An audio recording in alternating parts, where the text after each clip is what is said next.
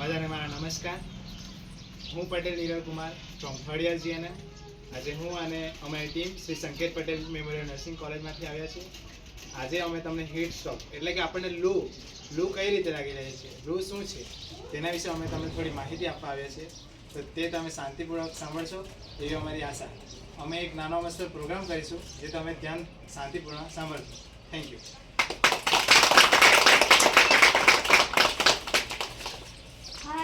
આજે તો બહુ ગરમી છે. જાણે આ સૂરજ તો મને આજે બાળી જ નાખશે. હાય મયુર જોને મને શું થયું છે. હા જોવા દે શું થયું છે. આજે તો ચામડી લાલ લાલ થઈ ગઈ છે. આપણે ડૉક્ટરને બતાવવા જઈએ. ડૉક્ટર એમને જોવો ને એમની ચામડી લાલ લાલ થઈ ગઈ છે. બેટા શું નામ છે તમારું? મારું નામ રમીલા છે. કેટલી ઉંમર છે તમારી? 45. બેટા મોઢા પર લાલ લાલ, તમે શું તાપમાં બહાર ફરો છો? હા આ લૂ થવાના લક્ષણો છે. લૂ શું છે અમને જણાવશો? નર્સ એમની લૂ છે સમજાવું. તો લૂ શું છે? લૂ એક ઉનાળામાં જોવા મળતી નાની એવી અસર છે જે આપણને હરેક વ્યક્તિઓમાં જોવા મળશે. આપણે તેના ઘણા બધા લક્ષણો જોઈ શકીએ છીએ જે આપણે વિગતવાર સમજીશું. પહેલું લક્ષણ, હા મને ઉલટી થાય છે, ચક્કર જેવું આવે છે. હા મને ઉલટી થાય છે, ચક્કર જેવું આવે છે. બીજું લક્ષણ, આજે તો બહુ તાપ છે. હાય બહુ પગ પણ દુખતા છે, હાથ પણ દુખતા છે. બહુ જ હાય બહુ તાપ છે આજે. ત્રીજું લક્ષણ, હાય મારી આંખની અંદર બળતરા થાય છે. એવું લાગે છે કે મારી આંખની આગળ અંધારા જેવા છવાઈ ગયેલા છે. હાય મારી આંખ બહુ દુખે છે. ચોથું લક્ષણ, હાય મને બહુ ખંજવાળતું છે.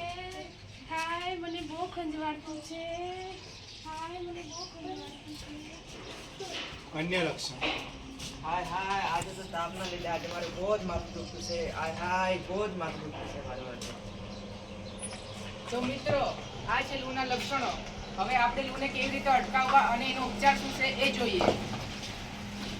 તો મિત્રો લૂથી બચવા માટે તમારે માટલાનું પાણી વધારે પ્રમાણમાં પીવું જોઈએ અને જો તમને ઉલટી થતી હોય તો લીંબુ પાણી પીવું જોઈએ. જ્યારે પણ તડકામાંથી આવો ત્યારે ગ્લુકોઝનું પાણી પીવું જોઈએ. આંખમાં બળતરા થતી હોય તો ઠંડા પાણીથી આંખ ધોવી અને કશે બી જાવ તો ચશ્માનો ઉપયોગ કરવો.